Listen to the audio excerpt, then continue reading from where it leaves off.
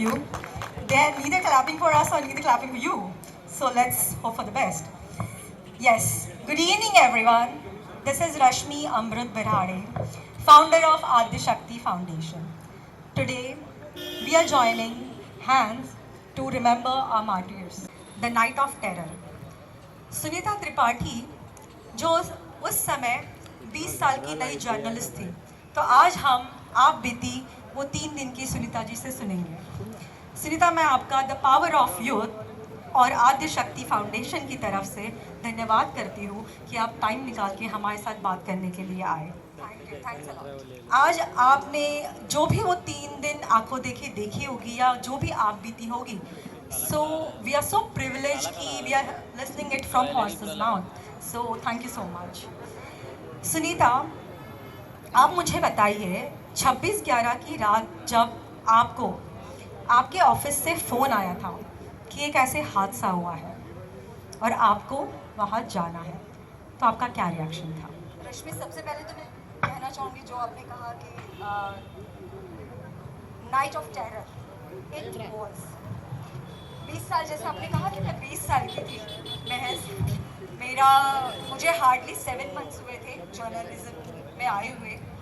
Live India channel मैंने join किया था और इत्तेफाकन उस दिन फेयरवेल था मेरी फ्रेंड का, एक कलीग का। हम उसे फेयरवेल दे रहे थे और विद्या विहार स्टेशन की तरफ मैं मूव कर रही थी। मेरा ऑफिस तब वहाँ शिफ्ट हो चुका था। अचानक मुझे कॉल आता है कि लगता है मुंबई में गैंग वॉर फिर से हो गया है और कुछ फायरिंग वगैरह चल रही है। तो सुनीता, यू हैव यूनिट? मैंने बोला no, I don't have unit like camera man है का। मैंने बोला नहीं। तो बोले ठीक है, कोई बात नहीं, किसी और को मूव करते हैं। बट क्योंकि मैंने कहा कि मैं 20 साल की थी और मेरे अंदर बहुत क्यूरोसिटी थी कि नहीं, जर्नलिस्ट हूँ, घर कैसे बैठ सकती हूँ। सो मैंने यूनिट मंगाई और देन आई मूव टू, मैंने वहीं से यूनिट सीधे मूव किया और मैं CST स्टेशन पहुँची। रश्मि, इट वॉज हॉरिबल। हम फिल्मों में देखते हैं कि क्राइम सीन्स हो रहे हैं, चीज़ें हो रही हैं और बहुत ऐसे करते हैं, अरे हाँ ये तो ठीक है। बट जब आपके सामने मौत खड़ी हो ना, तो आप चाहे वो शेर दिल हो चाहे कोई भी हो, 1 सेकेंड के लिए आप शॉक्ड हो जाते हैं। मैंने अपने सामने फायरिंग होते हुए देखा, मैंने अपने सामने तितर बितर होते हुए लोगों को देखा, भागते दौड़ते हुए देखा। इट वॉज हॉरिबल, शायद बियॉन्ड दैट। तो इस तरह से मेरा जो पहला जो कहते हैं इतना बड़ा कवरेज जिसे कहते हैं, शायद इससे पहले मैंने सिर्फ फिल्मों में सुना था, देखा था। I can't imagine. मैं अभी आपसे बात कर रही हूँ बट मुझे गूज बम्स आ रहे हैं। कुछ सी यू या सो सुनीता, आपने आपकी आंखों से जिंदगी और मौत का खेल देखा। आपने कितनी सारी जानें जाते हुए देखी। This is like I am also getting goosebumps, this is very traumatic. आप किसी को मरते हुए देखते हो जो कि नेचुरल डेथ नहीं है, गोलीबारी हो रही है और कोई किसी को मार रहा है, वो आपकी आंखों के सामने। This seems very traumatic to me. I don't know what happen to you that day. तो मैं आपके पूछना चाहूँगी कि 72 घंटे जब आप वहाँ पे थी, तो ऐसी कोई कहानी आपके जहन में है जो वो आज तक आपको याद है? रश्मि, अनबिलीवेबल है चीज़ें। ऐसी ऐसी कहानियाँ हैं, ऐसे ऐसे किस्से जो मैं शायद यहाँ रात भर बैठूँ तो भी कम होगा। बट एक किस्सा जिसे मैं कभी भुला नहीं सकती, उसे जन्म तो उस रात लिया बट उसे ढूंढने में मुझे 1 साल लगा।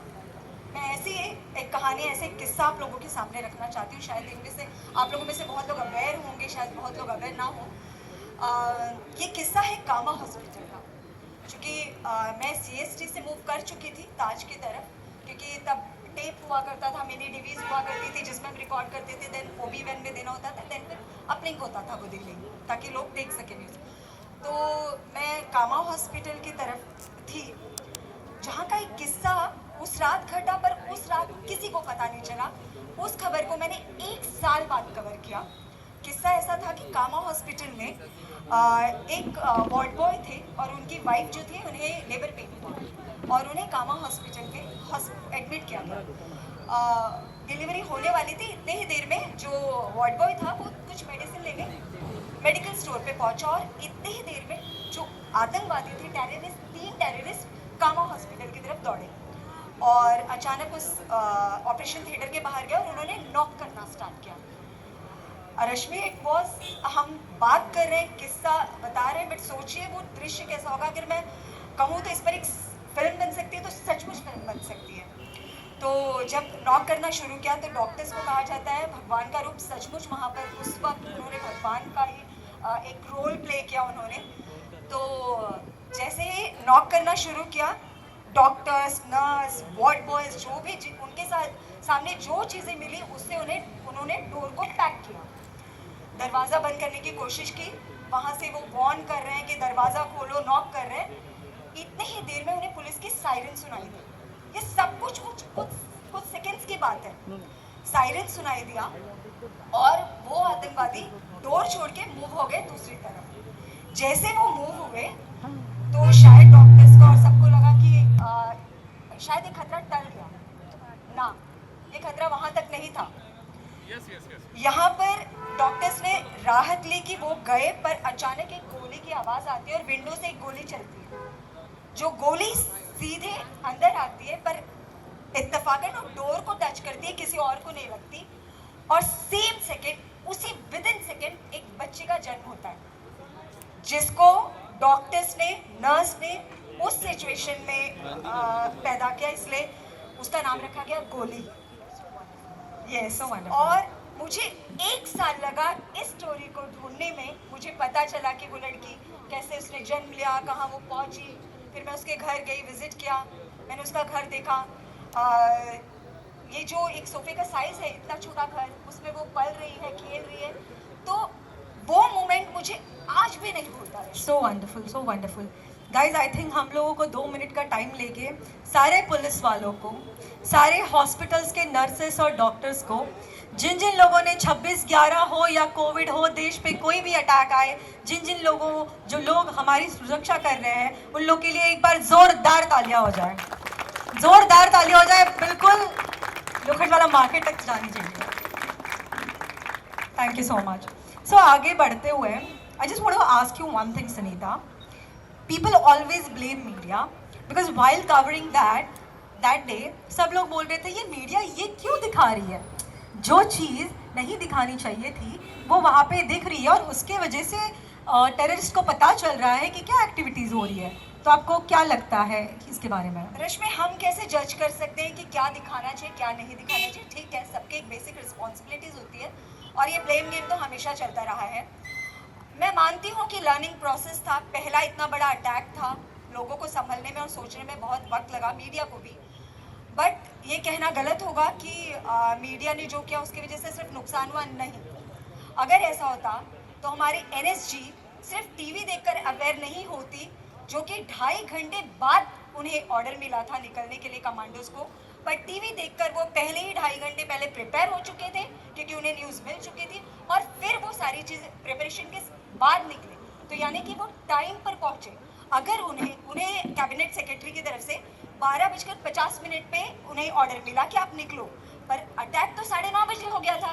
तो वो जो 2.5 घंटे थे वो उन्होंने प्रिपेयर किया सिर्फ टीवी देखकर, और उन्हें ये भी पता चला कि आतंकवादियों के पास किस तरह के हथियार हैं, AK-47 है, किस तरह के ग्रेनेड है। ये सारी चीज़ें तो मीडिया ने बताया ना। तो ब्लेम गेम करने का तो हमेशा से हो रहा है। I like the way you protected your media. Good one. Good one.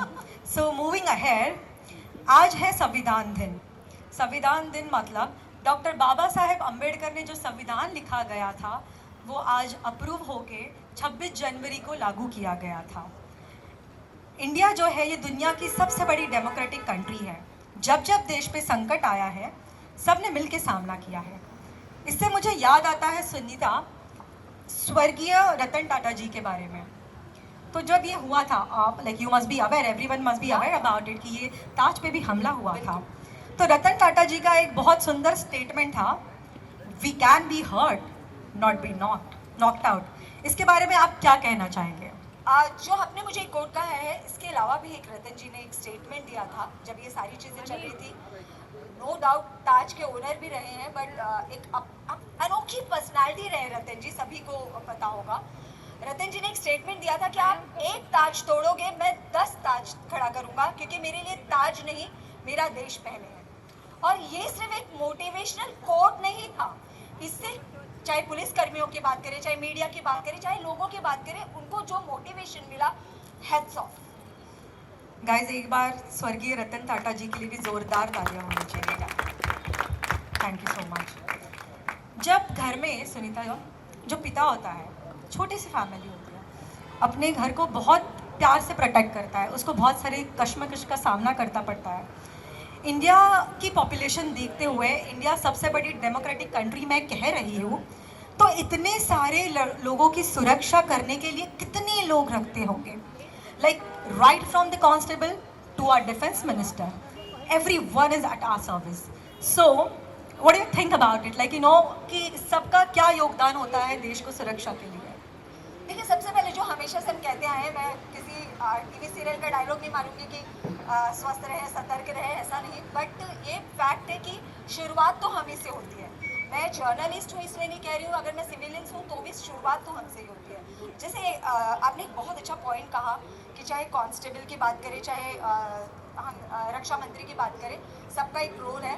तो मुझे याद आए हमारे असिस्टेंट सब इंस्पेक्टर तुकाराम ओमले जी, कोई नहीं भूल सकता उनके बलिदान को। रश्मि, सभी को पता है, सबने पढ़ा होगा, डॉक्यूमेंट्रीज देखी होगी कि उन्होंने किस तरह से कसाब को जिंदा पकड़ा, और उन्हीं के वजह से आज जो कसाब के बारे में हमें पता चला था, या जो हमने आतंकवादियों के एक एक मूवमेंट को पकड़ा था, तो उसमें उनका बहुत बड़ा रोल हुआ है। तो मैं उनकी एक बहुत अच्छी जीवनी के बारे में बात बताना चाहूँगी कि बहुत लोग नहीं जानते कि तुकाराम जिस गाँव से आते थे, स्वर्गीय तुकाराम जी, उस गांव में उनसे पहले कोई पुलिस फोर्स में नहीं गया था, किसी ने कभी पुलिस फोर्स ज्वाइन नहीं किया था, पर उनके इस बलिदान के बाद आज उनके गांव से 13 युवा पुलिसकर्मी बन चुके हैं और बहुत अच्छे ओहदे पे हैं। क्या बात है, क्या बात है, क्या बात है। सो एक शाम शहीदों के नाम, we remember, we stand, we heal. Sunita ji, thank you so much, आप यहाँ पे आई। थैंक्स अ लॉट रश्मि। जाते जाते मैं बस एक चीज़ बोलना चाहूँगी, आज आई आज़ादी पर तो लहू देश का खौलेगा, आज आई आज़ादी पर लहू देश का खौलेगा, रंगों में बहता कतरा कतरा खिलाफ जुल्म के बोलेगा, न भूली है कुर्बानी और न सरदारी भूलेगा, ना भूली है कुर्बानी ना सरदारी भूलेगा, फिर जागेगा भगत कोई और फिर फांसी पे झूलेगा। क्या बात है, क्या बात है रश्मि। तो साथियों, शहादत किसी अंत का नाम नहीं, वो एक प्रारंभ है, एक प्रेरणा है, एक शक्ति का, एक विश्वास का, कि ये देश अडिग है, अमर है, क्योंकि इसकी मिट्टी शहीदों के रक्त से पवित्र है। तो thank you so much everyone for joining us, and एक बार जोरदार तालियां बजाई जाए जो लोगों ने हमें बचाने के लिए अपनी जान कुर्बान कर दी। And I would like to thank again Babita aunty, Karan Singh Prince and Shraddha Singh for being the backbone to me always. Thank you so much. Handing over to the Varun and Raju.